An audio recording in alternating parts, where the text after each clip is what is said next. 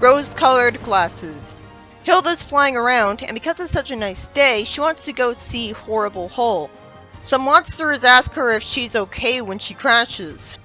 Their silly voices try to make up for their appearances. Hilda's crash breaks her glasses, which she uses to make bad things beautiful. But to her, ugly people look beautiful and vice versa. She asks Sabrina to drop off the glasses at the optometrist. The principal wastes time lecturing one student, Sabrina, about being late, and because idiot plot, Sabrina leaves Hilda's glasses on the desk. Weatherby is incredibly happy when he wears them, and annoyingly says some gibberish a few times.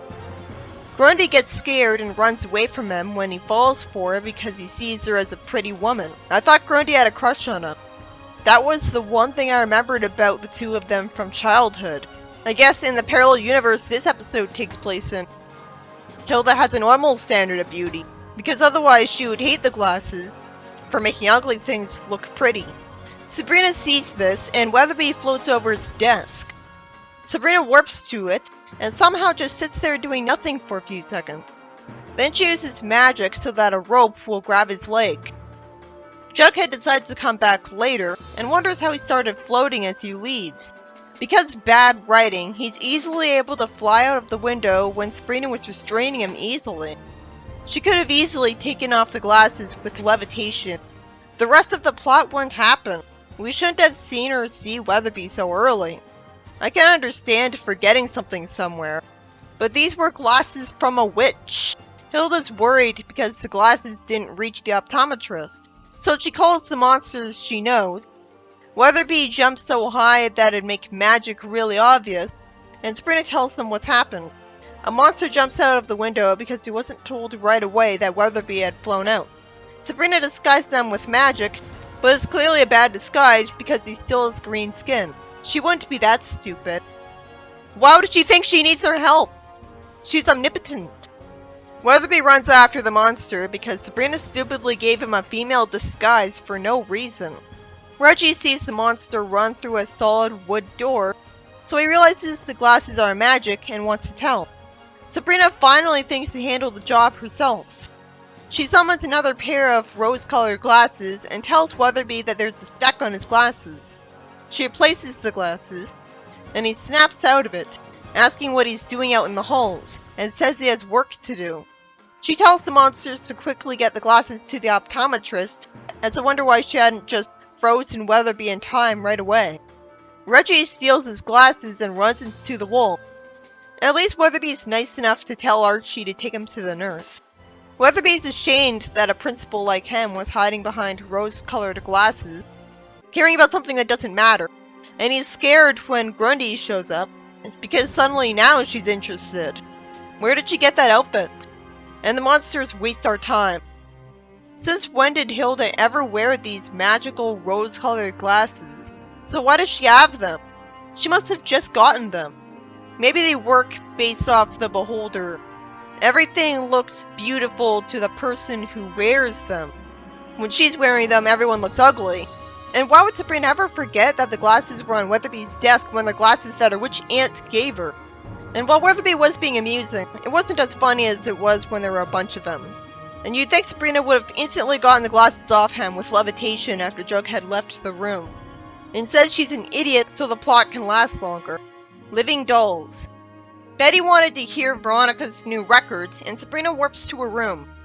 Betty says she's never seen Sabrina's room, and Veronica wants to go to her house and hear her records tomorrow. What took them so long? Sabrina feels pressured to agree because she can't explain why she'd say no. Hilda bakes cookies, and some monsters steal the cookies. Why were they there? She puts more cookies in the jar, and the monsters get caught by mousetraps in the jar. Hilda's called Cousin Hilda by the vampire, so that's not just a comic thing. Hilda cathartically stands up to them at first, running after them. Then she says that if they weren't so big, they wouldn't get in trouble so easily. So she makes them become the size of dolls. Her spell said they become as dolls. Sabrina reminds Hilda that when she uses magic on ghoulies, strange things happen. Because bullshit. Then Hilda wouldn't have done this. She loses her head, but she's still alive because she's a witch, somehow. How did this make it past the censors? Sabrina says they'd better come with her while Hilda pulls herself together. Why doesn't she undo the spell on them? Why doesn't she freeze them in time? Warp them away? More story-breaking questions. Veronica picks one of the dolls up, and Sabrina plays her records. Veronica starts floating because of the doll, and somehow doesn't instantly get freaked out and figure out magic exists. I always hate it when a character is that stupid. It just makes fun of these characters from my childhood that they're way dumber than I'd imagine them. Betty and Veronica want to show some dolls to the guys, when clearly they wouldn't be impressed. Sabrina gets half invisible, and it turns out that as long as they're holding the dolls, they don't notice anything wrong. That's convenient. I guess they're doing that on purpose. One of the monsters grows to normal size, and somehow nobody freaks out. Jughead blames Reggie for a shake being dumped on his head, and the chair gets pulled out from under Reggie. The whipped cream from a sundae gets sent at Archie. These monsters have no reason for anything they're doing, so they suck as characters here. And I'm not impressed by the writing because it's just lazy. Somehow Betty really wants dolls like these, even though tons of terrible stuff is happening. Veronica likes seeing a mummy for some reason, and there's a beard on her now. Sabrina didn't have her magic in the story earlier, and yet she can use all of her magic to summon Hilda to her.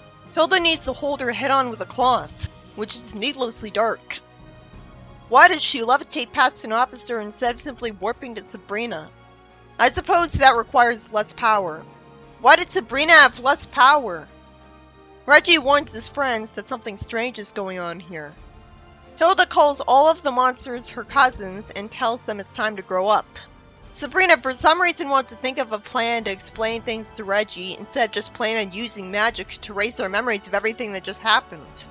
And our time is wasted for a while before Pop-Tate's told the dolls were a military secret experiment. Everyone would recognize Hilda. Maybe they assume Hilda had a job in the military all along. But she's a woman, and this is the 70s. And somehow they don't even question it. This arbitrary story was about Hilda's cousins, who are monsters, trying to steal her cookies, and then causing mayhem after she shrunk them to spite them.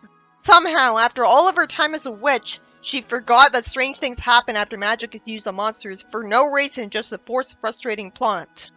Once again, what happened wasn't funny enough to be worth the bad writing forcing it.